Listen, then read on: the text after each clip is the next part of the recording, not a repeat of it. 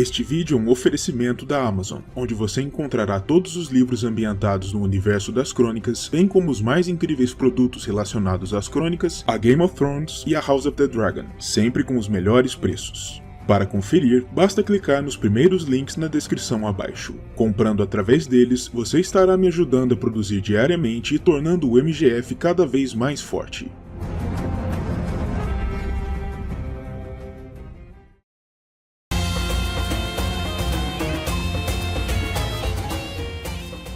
Saudações a todos e sejam bem-vindos à quarta instância da playlist opinativa do canal.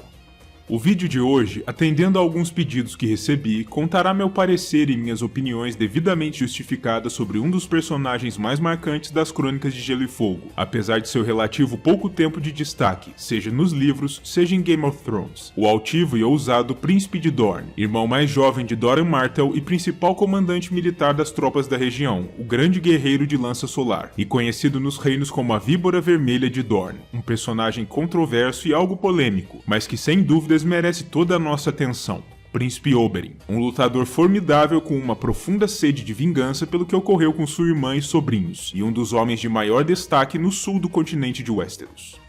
Por isso, sem mais delongas, vamos começar a falar sobre a vida de Oberyn, apontando os fatos mais interessantes de sua trajetória que justificam minhas visões pessoais. Mas antes, lembro a todos que spoilers das crônicas e de GOT são inevitáveis, e por isso, recomendo cautela ao espectador. Também lembro a todos, como sempre, que curtam o vídeo, compartilhem o material com os amigos, se inscrevam no MGF e considerem contribuir de maneira mais direta com o trabalho duro desempenhado aqui, através do Pix, sempre a melhor opção por bular a burocracia da plataforma, do botão Valeu Demais ou do clube de membros. Com isso fora do caminho, comecemos a rememorar a vida de Oberyn Martell. Oberyn foi o último dos 5 filhos da princesa Dornesa com seu marido consorte, mas apenas 3 dos irmãos sobreviveram. Doran, o herdeiro ao principado, sua irmã Elia e o próprio Oberyn. Durante sua juventude, sua mãe procurou em Dorne, na Campina e no Ocidente por uma pretendente adequada para desposá-lo, bem como por um pretendente para sua irmã, mas não foi capaz de encontrar candidatos à altura, e Oberyn também não ajudou em nada esse propósito, fazendo questão de zombar categoricamente de cada nome apresentado como possível marido para Elia, algo que demonstrou desde cedo uma das características do personagem que mais admiro, sua irreverência, demonstrando um caráter ao mesmo tempo leve e destemido. Oberyn não demonstra intimidação diante de nada nem de ninguém, sendo profundamente autoconfiante até as raias da arrogância pura e simples, e sendo também afeito a piadas e zombarias mesmo diante de situações aparentemente mais sérias e tensas. Eu não posso deixar de admirar esse tipo de traço, pois torna o personagem ainda mais interessante.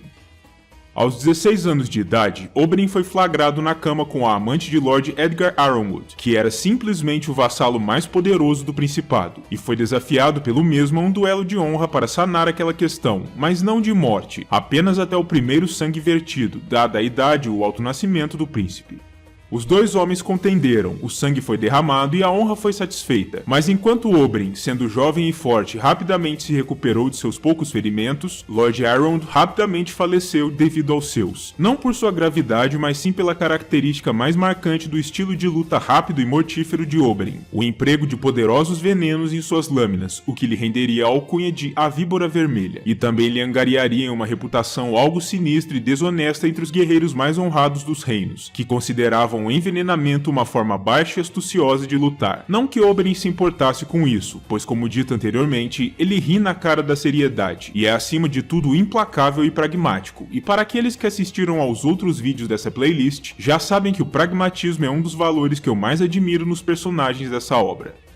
Oberyn tem um objetivo, derrotar seu oponente, e para alcançá-lo, ele lança a mão do que for necessário, sem se preocupar nem um pouco com o que homens ditos melhores pensarão a seu respeito. Pragmatismo puro, e não posso deixar de admirar isso. Naturalmente, a morte de Lord Arrowwood não poderia passar sem alguma espécie de repercussão negativa, e para acalmar os ânimos dos homens de sua casa, o príncipe Doran enviou seu irmão primeiro a Vila Velha, onde Oberyn chegou mesmo a forjar 6 elos de uma corrente de mestre antes de se aborrecer com seus estudos, e depois até Lys, no que era, em essência, um exílio temporário do principado, embora ninguém assim o chamasse, enquanto seu sobrinho Quentyn era enviado a Paloferro para ser criado como um protegido ali, também como forma de apaziguar os ânimos dos Arrowwood. Esse evento demonstra outro traço de Oberyn que é digno de nota, sua intrepidez. Ao contrário do cauteloso e cuidadoso irmão mais velho Doran, Oberyn é ousado ao ponto da temeridade, o que levou inclusive os dois irmãos a trabalharem juntos de maneira diligente em anos posteriores, algo que Doran explicou com uma analogia. Ele era a grama, agradável, complacente, de doce odor, em que ninguém se incomoda ou pensa duas vezes em pisar em cima. No entanto, a grama é o que oculta a víbora, seu irmão, até que ela esteja pronta para dar seu bote mortal. Essa analogia quer dizer que Doran era o estrategista e, ao mesmo tempo, a fachada de complacência da casa, mantendo os inimigos dos Martell tranquilos quanto a eles, enquanto Oberyn era o seu agente do caos, o braço armado forte e perigoso do Principado, que agia nas sombras até o momento certo de atacar e trucidar seus inimigos. Essa dinâmica entre os irmãos e essa analogia por si só já servem como mais um motivo de admiração para mim.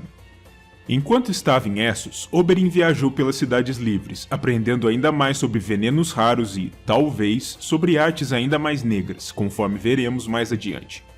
Além disso, sua veia de soldado era incorrigível e por isso ele também lutou nas terras disputadas, cavalgando com os segundos filhos durante algum tempo, antes de abandonar a companhia mercenária e fundar uma própria, embora não saibamos o nome dela. Depois de retornar a Westeros, Oberyn demonstrou mais uma de suas características dignas de nota. Ele teve, ao todo, 8 filhas ilegítimas ao longo da vida, com 5 mulheres diferentes, e essas meninas foram chamadas as Serpentes de Areia, por uma razão simples. Ao contrário de outros nobres de maneira geral, Oberyn não negligenciou suas filhas ilegítimas, e muito pelo contrário, se ocupou pessoalmente de sua educação e de seu treinamento. Sim, ele treinou suas filhas, todas elas em armas, para que pudessem, em suas palavras, se defender a si mesmas se algum dia se deparassem com algum homem que lhes quisesse usar de maneira indevida. Oberyn não desejava que elas precisassem recorrer a ele quando estivessem em apuros, mas sim que tivessem elas mesmas os meios necessários para se protegerem. Além disso, ele também as instruiu em técnicas mortíferas com venenos, ainda mais após seu retorno de Essos, tornando-as, em especial as 4 mais velhas, Obara, Nymeria, Tiene e Sarella, em literais máquinas mortíferas, muito embora todas fossem também muito espertas e soubessem dissimular esse caráter mortal por trás de fachadas corteses e aparentemente inocentes até o último momento, com a possível exceção da algo grosseira Obara. Isso, para mim, é simplesmente sensacional. Oberyn demonstrou não apenas uma dose francamente surpreendente de carinho e cuidado parentais, como também uma capacidade fenomenal de instrução e treinamento, tornando suas filhas em algumas das guerreiras de maior destaque não só no contexto dornês, mas em todas as crônicas de Gelo e Fogo, embora eu também precise dizer que o tratamento dispensado às suas amantes, com a possível exceção de Ellaria Sand, tenha sido, no mínimo, questionável. Francamente, eu não teria coragem de mexer com qualquer uma delas. Em um determinado ponto em sua vida, Oberyn causou um estremecimento nas relações já fragilizadas entre a Campina e Dorne ao derrubar um Wireless Tyrell ainda verde em uma liça, fazendo com que o rapaz quebrasse uma das pernas de tal modo que se tornasse um aleijado dali em diante. Ocorre que Wireless era simplesmente o filho mais velho de Lord Mace, o herdeiro da Campina, o que fez com que a velha, ancestral e amarga rixa entre os homens da Campina e os dorneses ganhasse mais um infame capítulo, e ainda que se possa dizer que isso foi apenas um acidente de justa, algo bastante comum, existem aqueles que defendam que a atitude de Oberyn foi proposital e que ele tentou de fato ferir o rapaz. Ou assim parecem pensar os Tyrell até hoje, pois ainda não apreciam nem um pouco os dorneses em geral e o príncipe Oberyn em particular. Eu deixarei que vocês sejam os juízes dessa passagem da vida do príncipe. Um dos momentos mais importantes da vida de Oberyn se deu à sua própria revelia, durante a porção final da rebelião de Robert, no ano 283 após a conquista. Sua irmã Elia havia sido enviada a Porto Real para se casar com o herdeiro ao trono, o príncipe Rhaegar, apenas 3 anos antes, e tivera com ele 2 filhos, a princesa Rhaenys e o príncipe Aegon. No entanto, os Targaryen haviam sido traídos por Tywin Lannister, o Lorde Ocidental, e a capital foi saqueada pelos Leões. Durante tal saque, tanto a princesa quanto seus filhos foram massacrados por 2 dos cavaleiros a serviço dos Lannister, Sir Gregor Clegane e Sir Amory Lord. E ao ouvir o relato de como Elia foi estuprada e depois assassinada a sangue frio por Sir Gregor, com os miolos do pequeno Aegon ainda presos às suas manoplas, Oberyn ficou tão furioso que desejava quase imediatamente começar um contra-levante, combatendo as forças rebeldes de Robert a partir do sul, pois ele sempre fora muito próximo à sua irmã e ardia com o desejo de vingança. Essa nova guerra foi evitada apenas através de uma tensa negociação em Dorne, entre Doran e o enviado da nova corte, Lord Jon Arryn, a mão de Robert I, pois o próprio Robert sabia que ir em pessoa a Dorne seria uma sentença de morte, tanto que ele jamais colocou os pés no Principado durante todo o seu reinado. Mas ainda assim, Oberyn jamais se esqueceu ou perdoou o ocorrido, e anos se passaram enquanto tanto ele quanto Doran planejavam algumas formas de se vingar dos ocidentais, destruindo os Lannister e colocando um fim ao reinado Baratheon. Existiam planos para um pacto nupcial com os Targaryen em exílio, mas Oberyn não era paciente o bastante para esperar anos até que esse plano desse frutos. Por isso, o príncipe sempre aguardou por alguma outra oportunidade mais direta para se vingar, e ela surgiu durante sua viagem a Porto Real, como enviado do irmão, para participar do banquete e da cerimônia de casamento entre o novo rei, Joffrey I, e Margaery Tyrell. Durante o banquete de casamento, o rei foi assassinado com um emprego de veneno, e o anão Tyrion Lannister, um dos filhos de Lord Tywin, foi o acusado pelo regicídio. O anão demandou julgamento pela batalha para decidir seu destino, mas obviamente não poderia defender a própria causa, por não ser um guerreiro, e por isso ele precisava de um campeão. Oberyn, ao saber que o campeão do anão teria de enfrentar justamente Sor Gregor, que fora apontado como campeão da causa real, não pensou duas vezes e foi procurar Tyrion para se oferecer como campeão de sua causa, pois ansiava em confrontar primeiro Gregor para alcançar dele uma confissão antes de ceifar sua vida, e depois ele iria até a fonte das ordens mortíferas que selaram o destino de sua irmã e de seus sobrinhos, Lord Tywin em pessoa. Esse é mais um ponto de interesse para mim no personagem. Seu desejo ardente por ir à forra com o gigante cruel que assassinara sua irmã. Oberyn, como dito anteriormente, é aos meus olhos um dos personagens mais destemidos de toda a obra, ao ponto da temeridade, e por isso nem sequer se importou com o fato de estar prestes a enfrentar aquele que era visto como um dos homens mais assustadores e mortais em Westeros, um legítimo monstro de mais de 2,40 metros de altura e quase 200 quilos em peso. Tyrion vinha tendo dificuldades em achar um campeão que representasse justamente por ser Sor Gregor o adversário em perspectiva, mas Oberyn nem titubeou, o desejo por vingança o consumia e ele estava pronto e ávido por uma luta. Eu não consigo não achar esse tipo de dinâmica muito cativante. A luta em si foi eletrizante, tanto nos livros quanto em Game of Thrones, e Oberyn se encontrava não apenas ávido, mas também autoconfiante, prometendo a sua amante que não só não morreria, como mataria aquela besta em forma humana, embora Ellaria estivesse compreensivelmente aterrorizada com o perigo que o amante enfrentaria.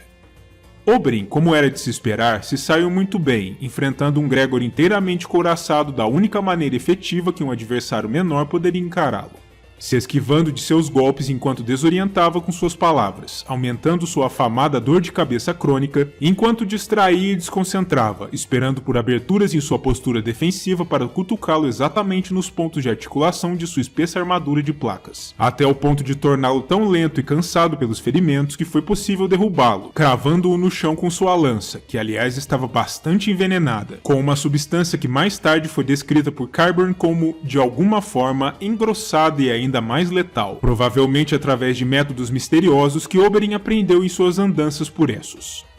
Tudo parecia bem, e eu confesso que fui um dos leitores a vibrarem no momento em que Oberyn parecia prestes a derrotar Sor Gregor de maneira absoluta, mas aí então ocorreu um dos momentos mais surpreendentes da obra, e um dos poucos motivos de crítica que tenho a Oberyn. Falando em bom português, que o pariu, Oberyn! Por que não finalizou logo aquele monstro? Por que deu chance ao azar? Isso foi duro de ler, de verdade, e ainda mais duro de assistir em GOT, mas foi também compreensível, pois Oberyn se encontrava cego pelo desejo de vingança e queria acima de tudo arrancar de Gregor uma confissão, o que ele conseguiu, já enquanto Gregor estava para matá-lo, em um dos momentos mais deprimentes das Crônicas de Gelo e Fogo. Ainda assim, Oberyn conseguiu seu intuito de vingança, mesmo morto, pois depois da luta, o moribundo Sor Gregor foi levado às pressas até Grande Mestre Pycelle, que havia sido ordenado por Lord Tywin a curar o homem de qualquer maneira, para que ele fosse visto sendo executado para apaziguar Lança Solar. O grande mestre não foi capaz de fazer nada por Gregor, por conta do misterioso veneno empregado pela Víbora Vermelha, mas Qyburn, o mestre sem corrente a serviço de Cersei, aparentemente conseguiu sucesso onde Pycelle falhou, pois após estes eventos, um misterioso cavaleiro branco silencioso de tamanho descomunal, conhecido apenas como Sir Robert Forte, de viseira do elmo sempre fechada, passou a frequentar os corredores da Fortaleza Vermelha, entrando ao serviço da Rainha Viúva, e todos nós temos uma boa ideia de quem ou do que esse cavaleiro pode ser. Pois bem, estas foram minhas visões e minha opinião pessoal sobre o ousado príncipe de Dorne, e agora, como de costume, quero ouvir as opiniões de vocês sobre o tema. O que acharam de minha visão pessoal sobre Oberyn? Concordam com meu ponto de vista ou têm opiniões divergentes sobre ele? E o que acharam de sua trajetória histórica? Escrevam abaixo suas impressões nos comentários e eu verei a todos novamente no próximo vídeo.